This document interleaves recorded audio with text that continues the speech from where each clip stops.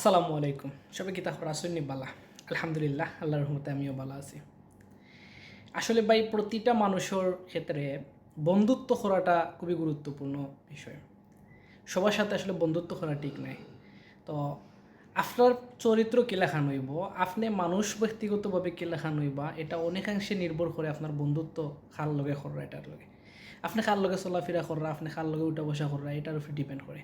So আপনার যদি বন্ধুত্বটা ওই বালা মানুষের লগে যারা আল্লাহর দিকে ডাকে, তাইলে অবশ্যই আপনি আল্লাহওয়ালা একজন মানুষ হইবা, আপনি একজন বালা মানুষ হইবা। আর আপনার যদি বন্ধুত্ব ওই চুর বাটফার হলোর লগে, তাইলে আপনি ও ধরনের মানুষ হইবা। সুতরাং আমরা সবার ক্ষেত্রে যে সময় আমরা বন্ধু সিলেক্ট করি বা যে সময় আমরা বন্ধু নির্বাচন করি, এই বন্ধু নির্বাচনের সময় খুব গুরুত্ব সহকারে বন্ধু নির্বাচন করা উচিত, যাতে করি আমরা যারা বন্ধু বানাইরাম তার কারণে বা তার থেকে অনুপ্রাণিত হই আমরা